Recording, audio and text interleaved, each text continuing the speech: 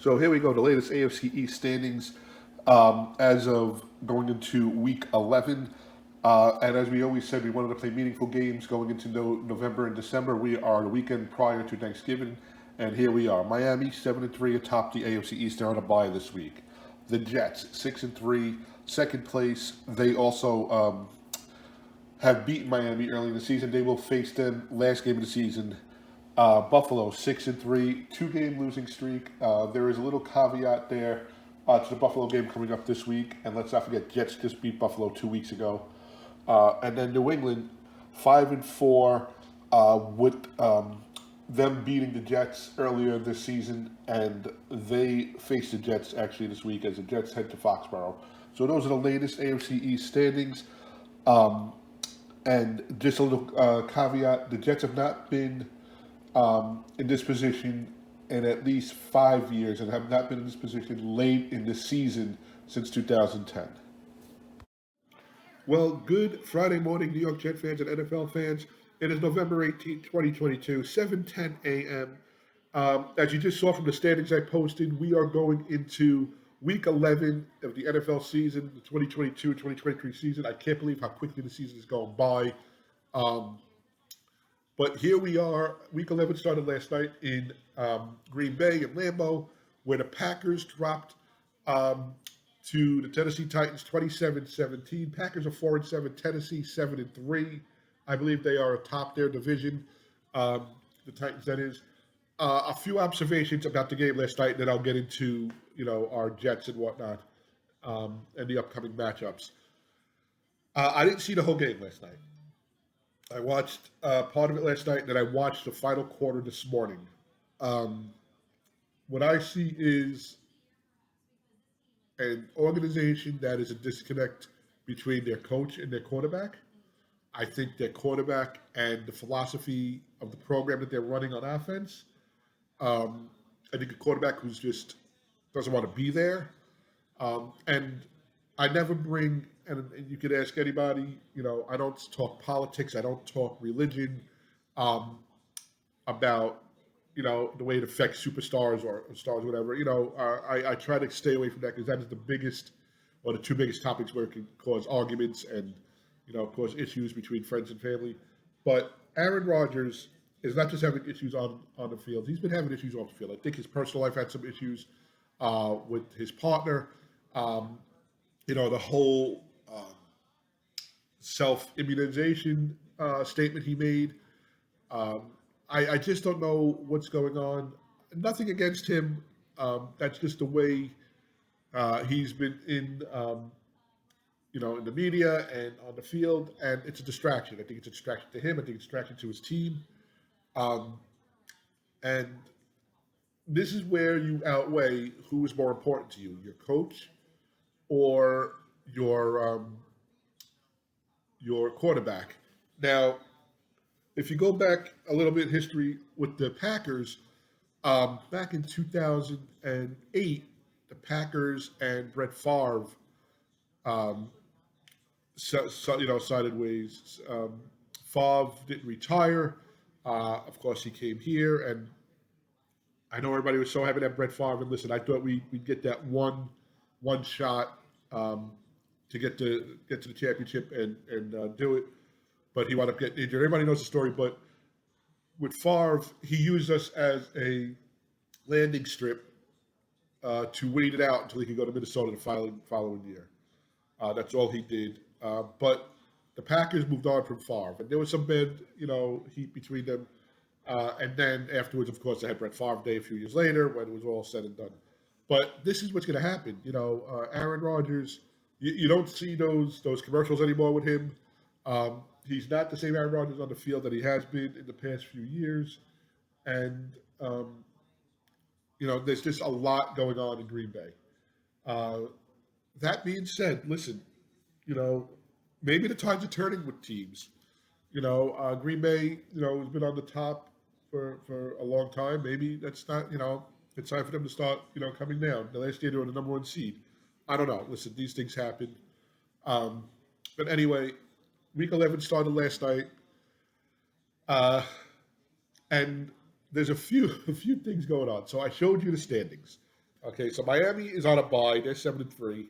Okay, then you have the Jets and Buffalo at 6-3. The Jets right now have the tiebreaker because of the win, obviously, 2 weeks ago against Buffalo. Buffalo has a lot going on also with their organization. Um, so of course, during the win against Buffalo, Josh Allen injured his arm, injured his throwing arm actually. Um, it started off, it was minor. Then the rumors were it was severe, where it could be Tommy John surgery. Um, then it was, he started Sunday. He looked good Sunday. Didn't look like anything was really bothering him. And then they lose a heartbreaker to Minnesota. I mean, they had Minnesota beat. Um, Josh fumbles the snap in the end zone. Minnesota takes the ball, and has the lead. Then Josh brings him downfield. They hit a field goal, and then he, in overtime, obviously, you know, Minnesota scores a field goal. The Bills have to either tie it or win score a touchdown to win, and Josh Allen throws a pick. So all right, so they have a 2 game losing streak. They dropped to 6-3.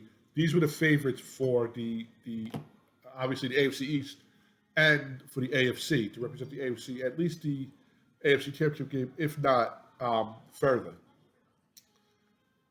So they dropped 2 games. Josh Allen is hurting, and then what happens? Weather report for Sunday is 3 to 6 feet of snow in Western New York, Orchard Park. Um, so going back and forth, the NFL decides, and they did this back in, I believe, 2014. They moved the Monday night game from Buffalo to Detroit, where the Jets and Buffalo played, and Buffalo just outmanned the Jets in Detroit. And everybody was like, "How could you do? How did you lose to a team that moved? And disrupted them? The Jets had to travel anyway, but Buffalo didn't have to travel. The whole thing. This, I think, does favor the Bills, and I'll tell you why. First of all, yes, you're moving to Detroit. You're not going to have your home field advantage, but Bills Mafia, I'm sure, are gobbling up tickets. Um, and speaking of gobbling, 4 days later, the Bills play Detroit on Thanksgiving. So the Bills will travel to Thanksgiving. I'm sorry. The Bills will travel to Detroit this weekend, either today or tomorrow, depending on when the weather comes in or whatnot. They will have their walkthrough in Detroit and whatnot.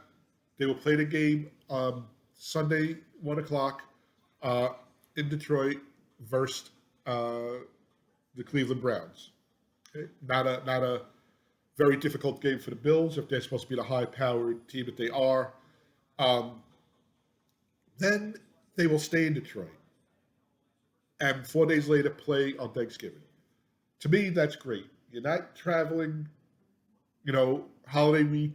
You're traveling this weekend. You're setting camp up in Detroit, and everything is set. So I think it kind of works out for them. Um, and I didn't pick them in my picks, and I'll show you a little later on. But I think Bills win this game. And if not, then they have major issues going forward. So, Jet fans, it's been a long 2 weeks from the moment the fireworks went off and the clock struck zero, and the Jets came out victorious 20-17 versus the Bills. Everybody's been looking towards this matchup against New England, and they always say, be careful what you wish for. This is going to be, and I hate to sound all over the place, but this is either going to be in the trenches, a 13-10 game with a lot of punts and a lot of three and outs, or just a game where it's going to go back and forth. I don't know. I don't think any team pulls away and has like a two-score lead late in the game. Um, I'm hoping that all aspects of the team, all three sides of the ball for the Jets, are on their game. Head to head, yes, the Patriots have won the last 13 games. Last time the Jets won a game against New England was in the MetLife Stadium in 2015 in overtime. Eric Decker from Ryan Fitzpatrick. And we all know what happened the following week. I'm not even want to get into that. but they've lost 13 straight. So you're talking the last 6.5 years, the Jets have not beaten them. I think the Jets, as an organization, the coaching staff, the team, has a chip on their shoulders going into this game. I feel if they thought, and I thought too, we were a better team against them back in October 30th, um, which seems so far long ago. It's not even a month ago. And I'll take away the roughing the passer play and the pick six, which would have put us up by 2 touchdowns. The way Bill Belichick adjusted and the way Zach Wilson played was the outcome of that game. The Jet defense was on. They did what they had to do to keep us in that game. Our offense had to put up more points. We just did. Nick Folk hit 5 field goals. So to me, special teams is pretty much equal except for Folk. Folk is money. Um, we have a better defense. We have a better offense. Um, Coaching, you have Bill Belichick there, and that is your deciding factor. And will this be the time that our coaching staff, our game plan, our offensive game plan, our defensive game plan, outcoaches Bill Belichick? There have been times in the past, that game. Todd Bowles beat him in 2015. Rex beat him, I think 3 times when Rex was here. The biggest one, the 2 biggest games to me was the '09 game where, it's the first home game, and I showed the game ball a couple of weeks back in my preview video, and then the playoff game, the 2010 to 2011 season. I'm watching NFL Network, and they're covering. Good Morning Football's covering the Jets and the Patriots, and one of the commentators is saying that he has a lot of friends because it's a holiday week that are off Monday, Tuesday, Wednesday, that fans are making the trek up to Foxborough, Jet fans, to see this game because it means so much. Jet fans have been traveling well this season. They were a presence in Green Bay. They were a presence in Pittsburgh. They were a presence in Denver. And you know what? We won all 3 of those games. So, they are traveling well. They have been doing well our team has been doing well on the road. So this matchup is tremendous. I'm not going to use the P word, but if the season ended today, every team in the AFC East would be playing in the P. Okay, I know that sounds a little crazy, but yes, every team in the NFC East would be playing. It's just wild right now. The Jets. This is a game where they need to take a stand. Listen, and I've said this every video since week 2. We had the perfect storm against Cleveland. Everybody says, "Well, you played a backup quarterback in Pittsburgh. You played 2 quarterbacks, a rookie and an old guy, and we beat them last minute." Oh, you beat a backup quarterback with Miami. We beat a backup quarterback. We still put up 40 points. We beat Josh Allen. You can't dispute that. We beat Josh Allen. We we have to take this next step. We have to take this next step. Um, this was what I had going into the bye week. I had us at 3-6. Okay, so I had us losing to Baltimore. We did. Had us beating Cleveland. We did. Had us losing to Cincinnati. We did. Had us losing to Pitt. We beat them. Had us beating Miami. We beat them. Had us losing back-to-back weeks, Green Bay and Denver. We beat them both. Had us beating New England, we lost to them. Had us beating to Buffalo, we beat them. I have this game before the season started, after the bye, losing to New England. Bill Belichick with 2 weeks to prepare. The Jets have lost their last 6 games after a bye. This team, I'm telling you, the way I feel, from the moment they lost that game to New England, they've been thinking about this game. They went in and played Buffalo, proving that they can play with the big boys, and this is a game they need to play with the big boys. I mean, you want to talk numbers? Yes, 13 in a row we've lost to New England. We're 3-0 on the road. We are 2-1 in our division. We need this win for down the road for implications, you know. And I won't even get into any of that. It's too early. You know, we still have 8 games left, uh, and I don't want to look past Sunday. I don't want to look towards Chicago, Minnesota, Buffalo again, Detroit, Jacksonville, Seattle, Miami. We can all look at that. Things can change in a second, but it should all be about this week. I think Coach Sala is going to put together, you know, a good game plan. Um, and I'm gonna say this about Coach Sala. He has stepped up with the game plan when he had to. After the receipts game, he stepped up. After the loss to New England, he stepped up and beat Buffalo. They stepped up to play, Green Bay. They stepped up to play Denver. I mean, Denver has a great defense, you know. So they played. The Jets are getting to the quarterback with the least possible blitz possible. So that's great too. They're getting to them without blitzing. Um, and it's just, if you'd take this season right now in a snapshot, you'd say it was a lot of luck and a lot of heart. And you had the luck against Cleveland, the luck against Pittsburgh, you had the bad luck against New England. I'm not taking anything away from New England; they adjusted, but that pick six turnover was a big swing. But then you had heart. You had them coming out against Miami. And again, listen, I know two didn't start, but you did have a seasoned quarterback there. You did have Teddy Bridgewater there until he got knocked out.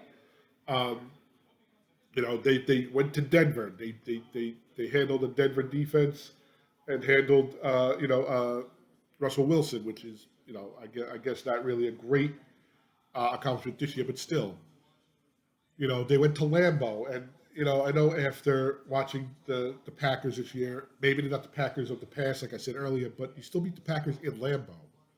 Um, so they've proven they could step up to these games. This game right here catapults them to all different levels. And I don't want to make this the win all, end all game or the lose all game. If they do lose this game, they still have 7 games after that. Okay. And it's uh, 3 against the AFC, 2 against the AFC East. So all things are not lost. But a win here would do more for them in the long run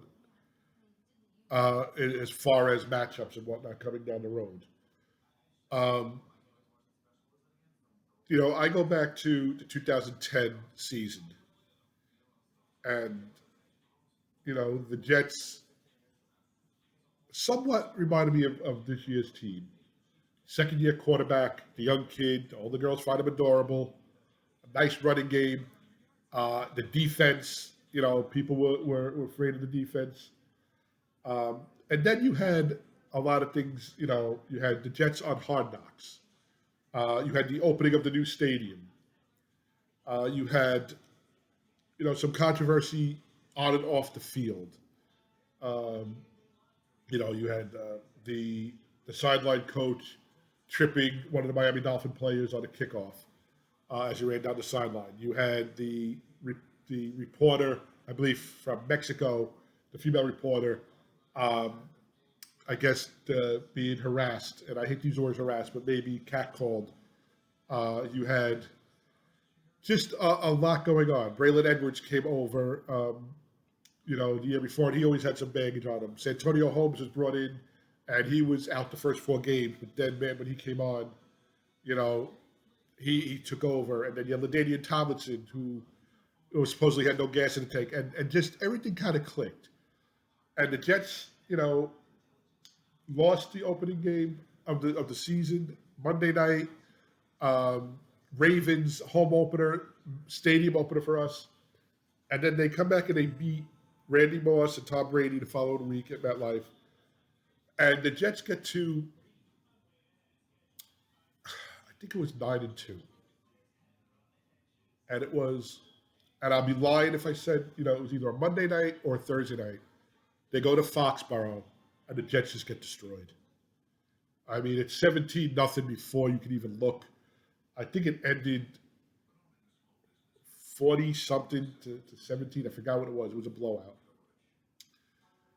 And, then things just kind of spiraled. But the Jets wound up getting to, I think, 11 wins that year. They go to Indy, and they beat Indy in the playoffs. They beat Peyton Manning in Peyton Manning's last game as a Colt. And then they go to Foxborough. And Rex pulled out all the tricks. Rex pulled out all the cliches. Rex pulled out every possible motivational tool he could have. And the Jets go and beat the Patriots in Foxborough, in prime time, in the postseason. And from that point to 2015, we were never a playoff team. It was almost like we put in our blood, sweat, and tears for that game, and they made that our championship game, and it wasn't. And it wasn't even like the following week where we lost to Pittsburgh. It's been ever since. We have not been at that caliber of a team where I'd say, all right, the defense is out there, let's go. The offense is out there, all right, yeah, LT's going to run for like 30 yards on this drive. Sanchez will hit Holmes and Braylon and whatnot, and score. What? We need Nick Folk to kick field goal. All right, Nick Folk can kick a field goal for us. No problem here, really. We have never had that team again. It's almost like after the Super Bowl win in 69, we were never really that relevant. You had your AFC Championship game appearances in, I believe it was 80-something, the Mud Bowl, then 98, then 09 and 10. So, you had 4 AFC Championship games in the last 40 years. And like I said, beating New England in the playoffs was bittersweet because the following week we were just, I think, just emotionally drained, and it took us too long to get back into it against Pittsburgh. So it's this game. If the win is going to be an emotional ride up for us, we need it. We have to get this win. If the win is going to be, okay, we beat the Patriots, we're done, then it's not worth it. They got to build off this game. Win or lose, they got to build to the next step. This game cannot make or break the season. It cannot give them too much confidence going forward if they win, and it cannot knock them down if they lose. They got to go in and play a full, steady game and take it from there. So with that being said, these are my picks for this week. So here are my Week 11 picks. Washington coming off a tremendous win Monday night in Philadelphia goes to Houston. Houston just in a rebuilding phase. I think Washington with Henke has gotten some confidence. I think they win this game. They're giving 3 to Houston. I think they cover 27-13. The Las Vegas Raiders, who earlier in the week stated that they cannot fire their coach because they can't afford to pay him and bring in another coach, they travel to Denver. Denver's defense is really good. Their offense sputtering Russell Wilson. The Raiders getting 2. I think Denver covers that 23-17. Like I said, Denver 23, Las Vegas 17. They cover the 2 points. In New Orleans, the Saints going up against the Rams. Rams have some injuries, some major injuries. They're getting 3 in New Orleans. The Saints and the Superdome, always a hard place to play. I think the Saints win 17-13. They cover the three. And then we have the game that we're all looking at in Foxborough, in New England. The Jets traveling, trying to avenge a loss from about 3 weeks ago. The Jets are getting 3.5. And to me, that just means, usually you get if you're home, you're favored by three. They're only favored by half a point. I think the Jets win this game 23-16. I think they get their revenge. They are a better team overall. The only, you know, advantage they have is you have Bill Belichick on the New England sidelines. You never count them out. But I think the Jet fans are waiting for this, and I think the Jet players have been waiting for this ever since that game. So there you have it. Washington giving 3, beating Houston. Denver giving 2, beating Las Vegas Raiders. New Orleans giving 3, beating the Los Angeles Rams. And the New York Jets getting 3.5. They're going to take care of it and win outright 23-16. So there you have it. The only underdog I believe I picked are our Jets. The Jets are getting 3.5. But like I stated, usually the home team gets 3 points for being the home team, which means the Jets are half a point underdog if you look at that way. I think the Jets win. I think they win by 7. So the Jets need this game. Let's go out and get it. Let's show, we can play with the big boys. Let's show that we don't have rust coming off the 2 weeks. Let's show that we continue to be motivated. Let's show that we could coach with the best. And Bill Belichick is the best. Love him or hate him, statistics don't lie. We are to take off. Listen, if you're going out to Foxborough, let us know. Bring back pictures. I'd love to post them. I'd love to get videos of you guys or you girls, whoever's going out there to represent this team, and let us know how your experience was. If you're going to the bar, if you're doing it at home, I'm going to probably be home. I don't like to do the bar thing, watching the game. I don't like to go out of the ordinary. I watch it in our room, our jet room here, our family room. I'll wear what I've been wearing, and just try to take it all in and enjoy it. I can't believe it's Thanksgiving weekend. And I know Thanksgiving weekend's supposed to be next weekend, but I call this Thanksgiving weekend because you have the short week leading up to Wednesday. But after this, I always say Thanksgiving is, and I know we're at the halfway point, but Thanksgiving is to me that stretch where you start. You get to Thanksgiving week, you have the 3 games on Thanksgiving. Then you have the big games coming up the following weekend. The Jets are back home. And then all of a sudden you're in December, and, you're looking at that final part of the season. So this game and all the games, going forward are I want to say double in value, I'm looking at when the bye fell in. The bye fell in on week 10 on a 17-game season. Every year when the schedule would come out, I'd show it to my father. It'd always be in the daily news. You didn't have the internet years ago. And then even when, they started posting it on the internet, and he'd look and he'd go, week 7 bye. It's too soon. Week 11 bye. Why is it so late? They're just going to be on a roll. For the first time ever, I think, and the bye never really told, I always say the bye I like later on in the year for 2 reasons. Number one, you want your players to rest. You want your running backs' legs to rest. Get that mental resurgence. Get that mental recharge. Drain the batteries and bring it back up, and then get ready for the cold, dark, climate games. Also, anybody who's injured, they'll have that extra week. Corey Davis will be back this week. So I think this year, week 10, this bye came at a perfect time. And I know we're playing New England, and Belichick is like a tremendous after a bye, and we haven't been that good after a bye. But after everything this team has gone through, the first 9 games, the first 10 weeks, this bye was perfect. And they come back, they go to New England, and if whatever happens, then they're home for the holiday. and they get ready for the stretch after that. Perfect timing for the bye. I think this was great.